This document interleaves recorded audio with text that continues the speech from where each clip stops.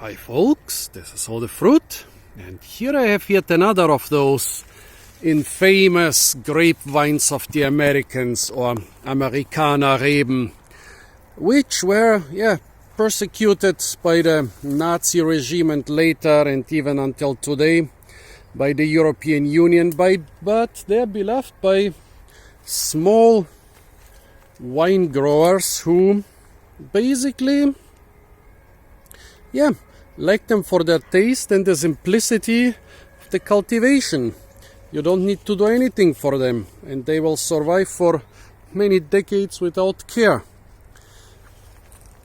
And they are made illegal by the European Union because they are supposed to house phylloxera and mildew, and also because some people, big wine industry, don't want everybody to be able to grow their little private vineyards without buying any pesticides and without having to rely on all those giant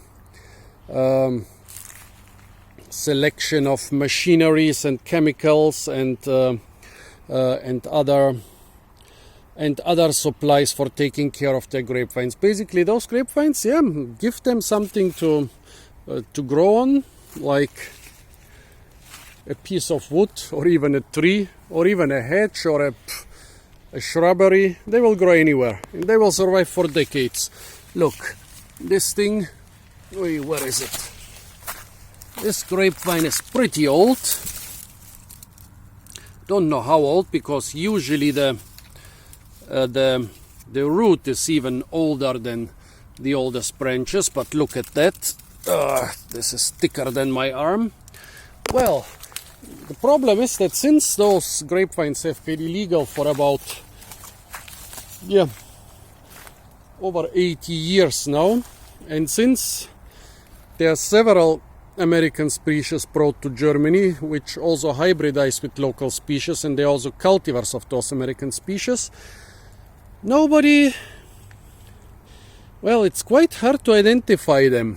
So this grape looks pretty similar to another one, growing less than 100 meters from here in an abandoned vineyard.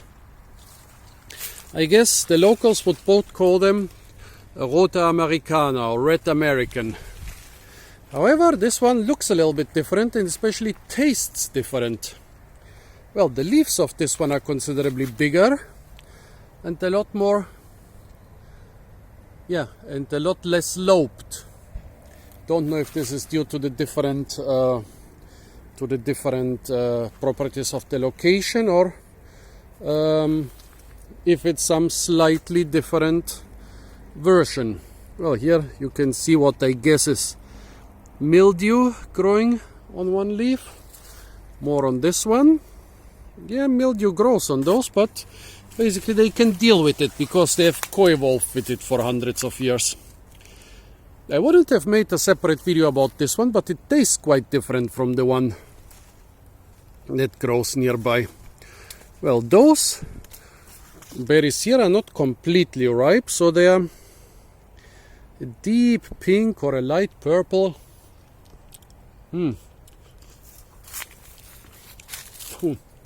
Very tasty. However, they also have a peppery taste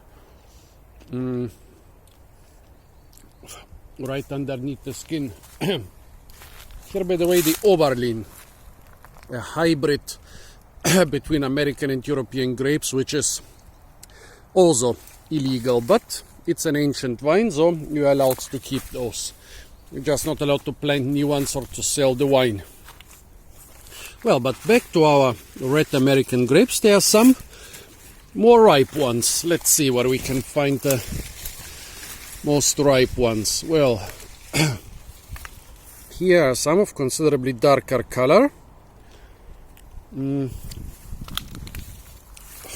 the special thing about those, here are some which are even more ripe. No, both are about equal. Those have a pleasant sour note. They are very sweet. They have this candy-like flavor.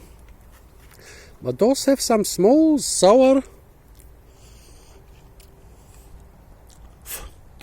fresh taste note. I wonder what the wine from those grapes would taste like.